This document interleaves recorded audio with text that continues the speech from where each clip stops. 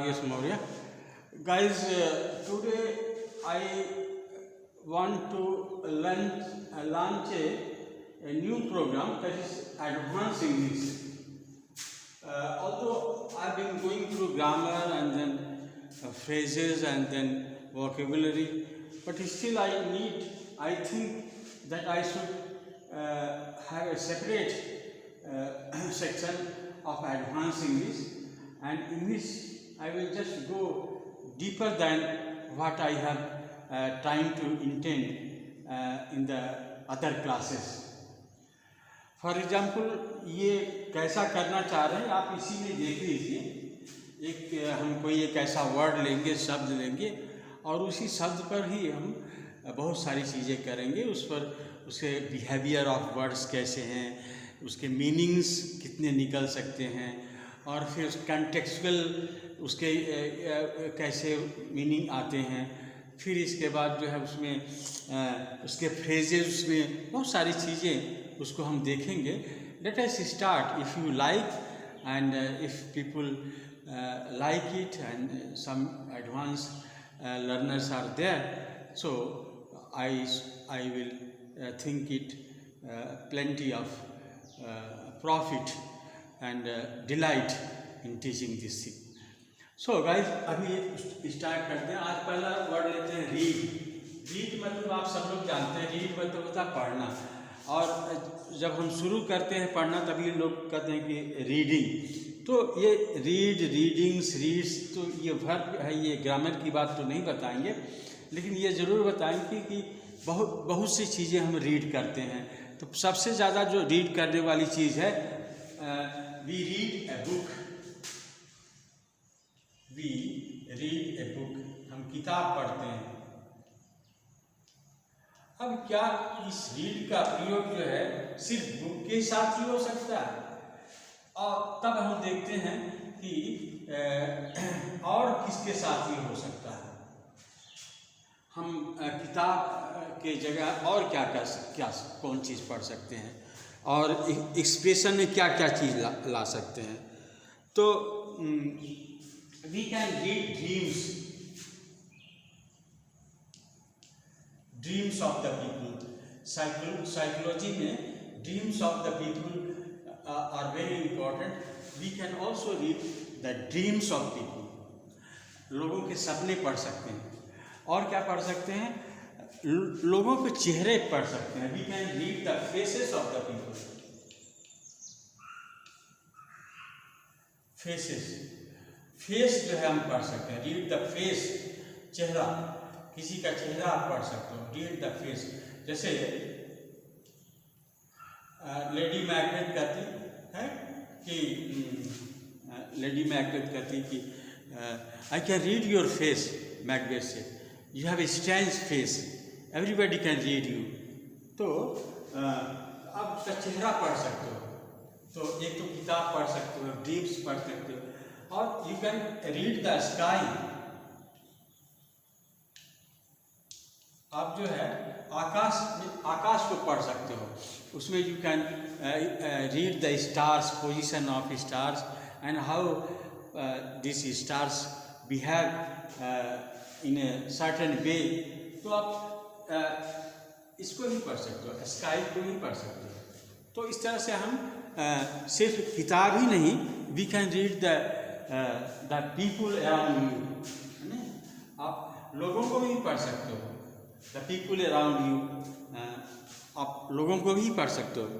और क्या पढ़ सकते हो? यस। और इसके बाद और हम देखते हैं कि हम इसमें और क्या चीज़ पढ़ सकते हैं। एक तो रीड हो गया, और एक ये चीज़ देखिए, रीड बिटवीन द लाइन्स। ये क्या चीज़ है? हम इम्प्लीकेशंस भी पढ़ सकते हैं। जैसे कोई चीज़ जो लिखा जाता है उसका शाब्दिक अर्थ नहीं होता। We can read implications. Implications what you have intended to read, implications पढ़ सकते हैं।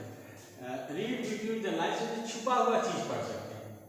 छुपा हुआ चीज़, जैसे छुपा हुआ जैसे ये जरूरी नहीं है कि हम जो पढ़ रहे हैं उसका मीनिंग वही हो जो आप जान रहे हैं या जानने की कोशिश कर रहे हैं।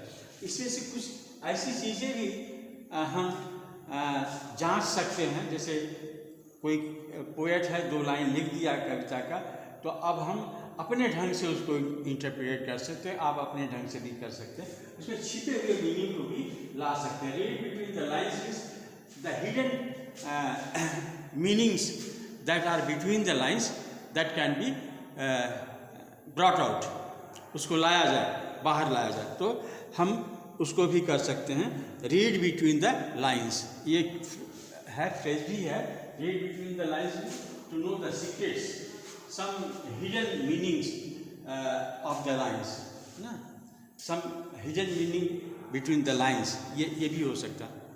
कुछ कोई नई चीज़ जो है जो दूसरे लोग नहीं निकाल पाते, आप कोई नई चीज़ वो लाइन्स से निकाल लें, ये चीज़ हो सकता है।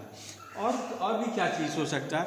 और इसके जो जैसे रीड से बना है readability, readability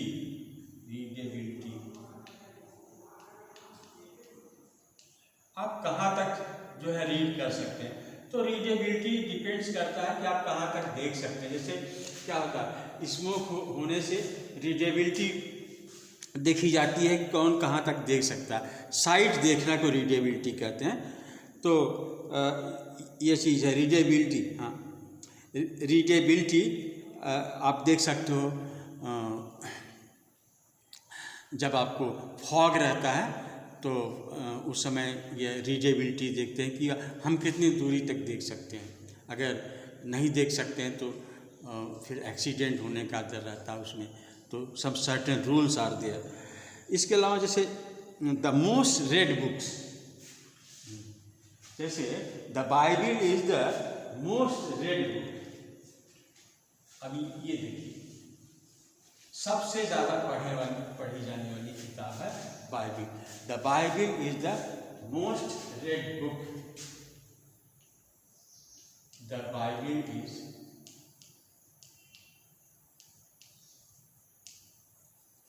the most red book.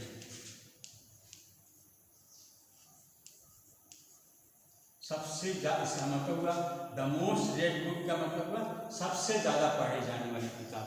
The book which goes into several hands for study। तो ये हो गया यस। और इससे भी जो फ्रेजेस जैसे बनते हैं, अब जैसे he is a reading man, अगर ये क्या है, he is a reading man, इसका क्या मतलब होगा?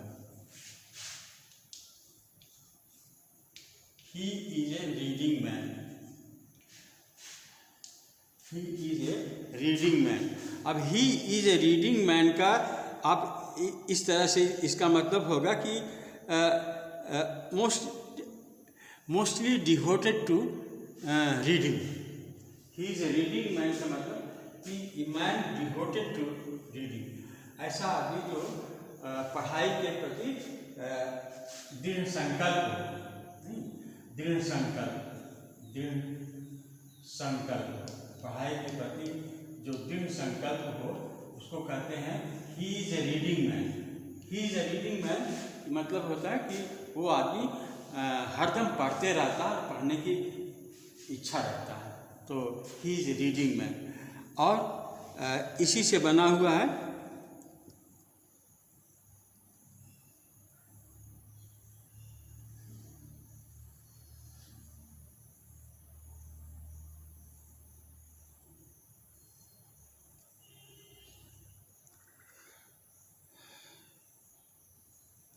Your silence will be read as a consent. देखिए कितना अच्छा लिखा हुआ,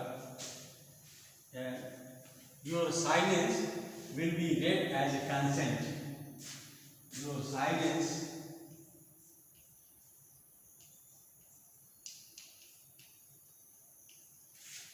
will be read as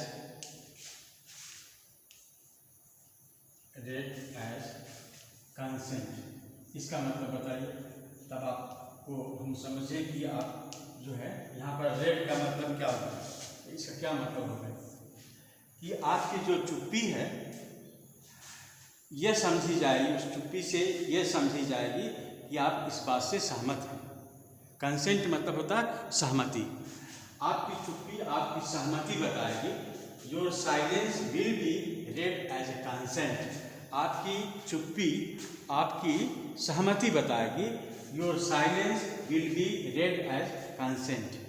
तो देखिए रेड का कैसे आप you can read the silence also.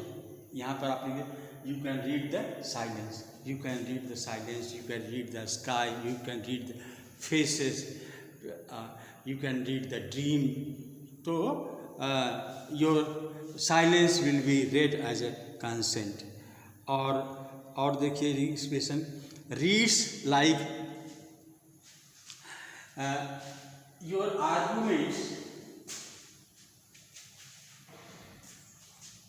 your statements,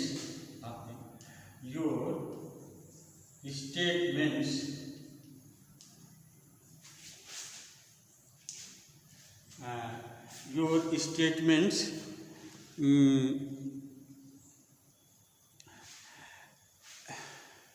your statements read like lie, read like lie, like a lie. इसका क्या मतलब है? आपके जो वक्तव्य हैं झूठे लगते हैं, आपके वक्तव्य झूठे लगते हैं। Your statements read like lie, lie मतलब झूठा। आपके स्टेटमेंट्स जो है झूठे लगते हैं। आपके statement reads like, your statements read like a threat. अब रीड लाइक थ्रेट का मतलब था आपके स्टेटमेंट से, वक्तव्य से ये लगता है कि आप हमको धमका रहे हैं। अगर कहें your statements read like a threat का मतलब हो गया आपके स्टेटमेंट ऐसे लगते हैं कि हमको धमकी दे रहे हैं आप, ऐसे होता है। और yes,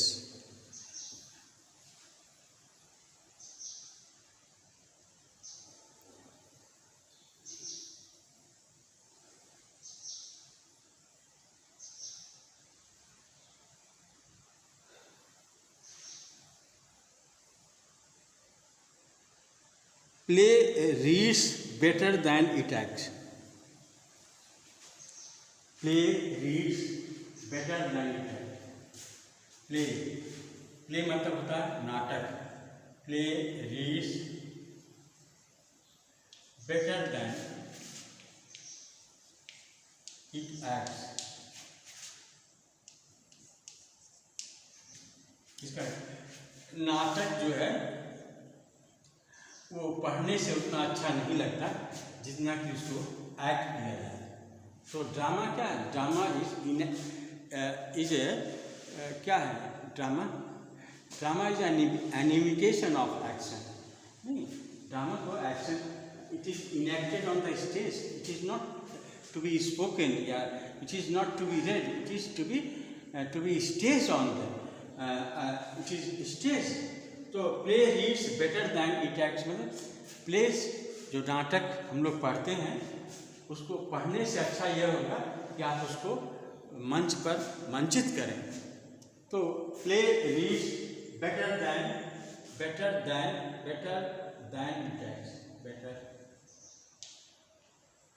it acts.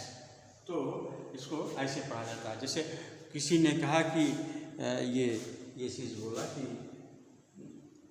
yes, I have read somewhere that the play reads better than acts. तो ये इस तरह से होता है। रीड बिटवीन द लाइन्स के बारे में हमने बताया रीडेबिलिटी क्या चीज़ होती है। और ये चीज़ और है कि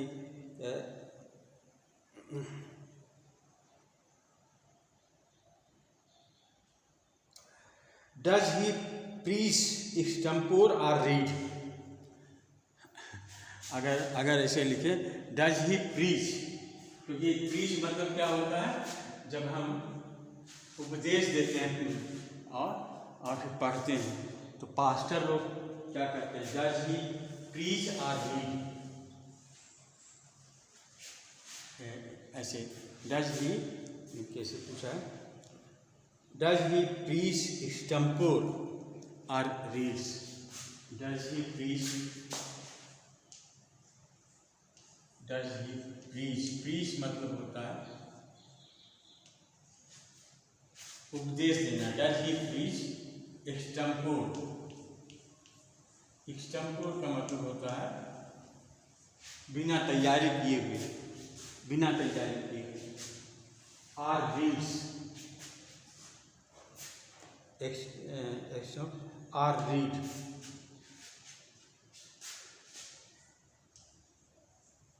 क्या वो उपदेश दे रहे हैं या पढ़ रहे हैं, डज ही प्रीच एक्सटेम्पोर और रीड। तो this is I think all about, much about read या रीडिंग। तो इस तरह की जानकारी को हम एडवांस लर्निंग में लेंगे। इस तरह का programme I have just decided to bring out, and I will take one word and then I will discuss the behavior of words, sentences made from words, and then contextual meaning, that is very important. So these things will come under advanced learning.